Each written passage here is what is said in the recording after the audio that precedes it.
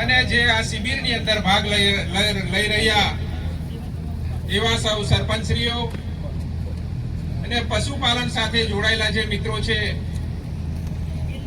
એવા સૌ પશુપાલક મિત્રો અને યુવાન દોસ્તો,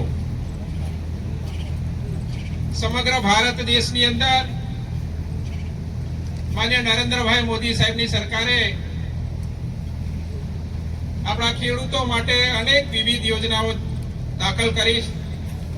એની સાથે સાથે પશુપાલન માટે પણ દેશની અંદર અલગ સહકારિતા વિભાગ અને જેના આપણા મંત્રી જે આપણા ગુજરાતના પનોતા પુત્ર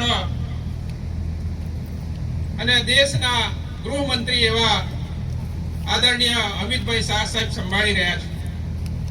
તમને બધાને ખબર છે કે હવે પશુપાલન માટે અનેક યોજનાઓ દાખલ કરીને આપણી રાજ્યની સરકારે જે ખેડૂત મિત્રો છે એનો પૂરક વ્યવસાય તરીકે પશુપાલનનો વ્યવસાય કરે છે એ લોકોને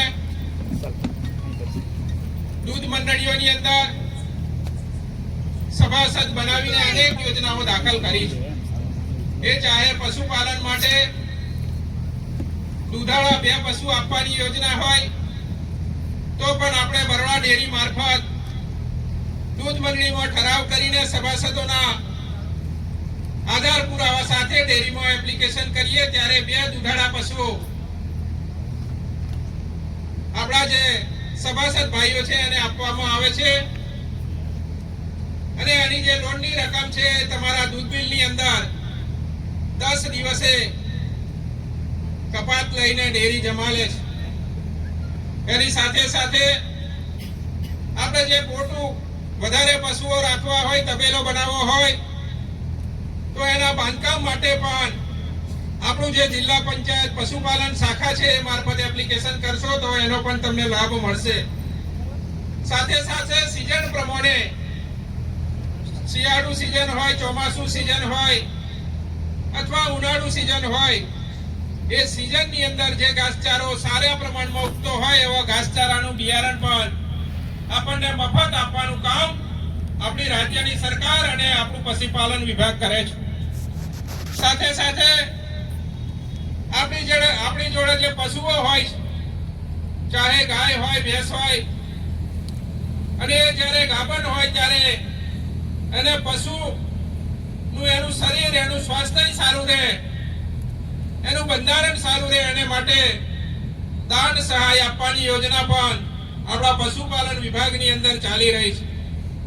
અને એની જ્યારે જાહેરાત પડે ત્યારે ઓનલાઈન અરજી ખેડૂત મિત્રો, સભાસદ મિત્રો કરતા હોય છે અને એમને એ લાભ આપવામાં આવે છે.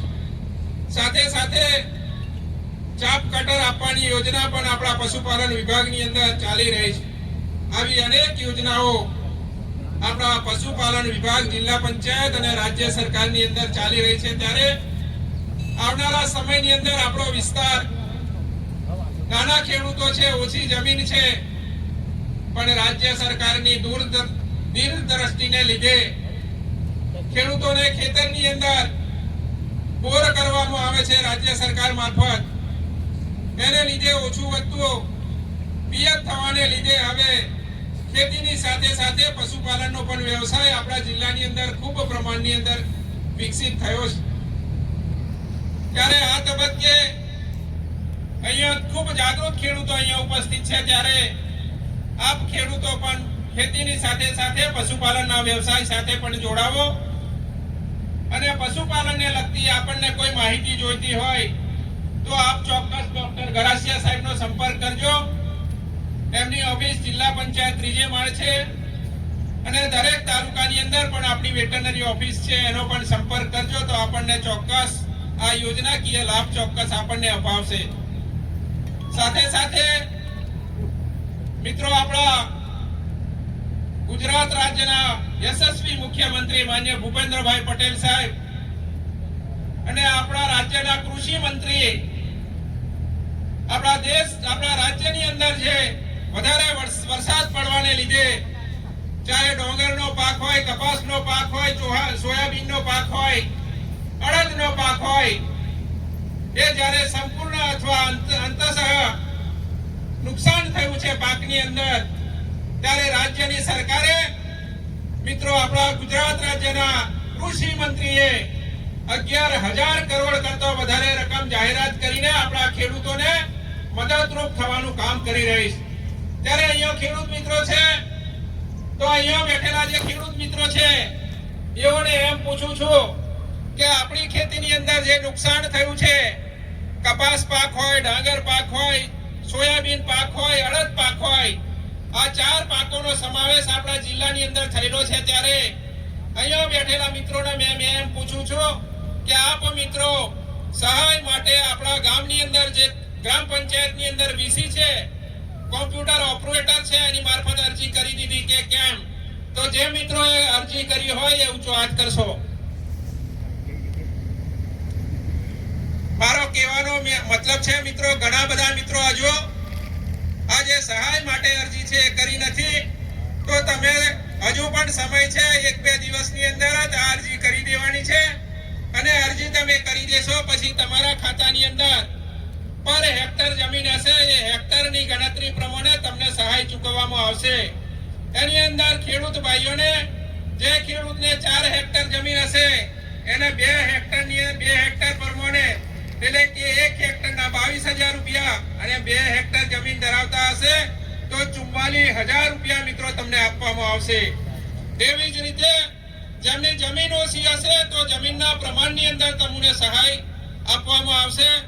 તો તમારે આની અંદર ડોક્યુમેન્ટની અંદર આધાર કાર્ડ, તમારા ખેતીના કટિયા, તમારા તલાટીશ્રીનો દાખલો કે આ ખેડૂત ભાઈ છે, ફલાણા ખેડૂત ભાઈ, એના ખેતરની અંદર આ વાવેતર હતું, અને બેંકની પાસબુક એ સાથે તમે આ એપ્લિકેશન વહેલીમાં વહેલી તકે કરો, અને આપ બધા જે રાજ્ય સરકાર મદદ કરવાની છે એનો લાભ લો. એટલી વાત કરી મારી વાતને વિરામ આપું છું. પણ સાથે સાથે મિત્રો મારે એક વાત કહેવી છે કે આપણું ભારત સરકારનું જે ચૂંટણી પંચ છે, એ ચૂંટણી પંચ આપણી જે મતદાર યાદી છે, મતદાર યાદીને ફરી આપણી જે મતદાર યાદી સુધારણાનો જે કાર્યક્રમ ચાલે છે, એ કાર્યક્રમની અંદર આપણા દરેક ગામના ખેડૂતો હોય, મતદારો, મજૂર વર્ગ હોય, અગર બહાર રહેતા હોય, એ તમામ ખેડૂત મિત્રોએ આપણા ગામના જે શિક્ષક છે, જેમને BLO તરીકે નિમણૂક કરી છે, એમને પોતાનું ડોક્યુમેન્ટ, એટલે કે ફક્ત આધાર કાર્ડ આપીને આપણું નામ છે એ કાયમી ધોરણ માટે મતદાર યાદીમાં રહે, એને માટે સૌ અહીંયા વડીલો, યુવાન દોસ્તો બેઠા છે. તો આપણા ફળિયાની અંદર કોઈ બાકી રહેતા હોય, કોઈ તો આપણા ઘરે બાકી રહેતા હોય, તો એ બધા જ લોકોનું રજીસ્ટ્રેશન વહેલી તકે કરાવી દો. કારણ કે આની મુદત પણ ટૂંક સમયની અંદર છે, એટલે કે 4મી તારીખે આની આખરી મુદત છે. ત્યારે ખેડૂત મિત્રો અને યુવાન દોસ્તો અને વડીલો, આપણા નજીકના જે લોકો બહાર મજૂરીએ ગયેલા હોય, તો એમનું આધાર કાર્ડ તમારા મોબાઈલની અંદર મંગાવી લો, અને આધાર કાર્ડ તમે તમારા ગામના શિક્ષક, BLO ને આપશો તો એનું મતદાર યાદીની અંદર નામ છે એ કાયમી ધોરણે રહેશે. જેને લીધે આવનારા સમયની અંદર આપણી રાજ્ય સરકારની વિવિધ યોજનાઓ છે, એ યોજનાઓનો પણ આપણને લાભ મળશે. તો આ તબક્કે આપણને આપણી વચ્ચે 2 વાત મૂકવાનો આયોજક મિત્રોએ અને પશુપાલન વિભાગે આયોજન કર્યું, એ બદલ એઓનો આભાર માનું છું. અસ્તુ, વંદે માતરમ, ભારત માતા કી જય, જય જય કરવી ગુજરાત. અસ્તુ.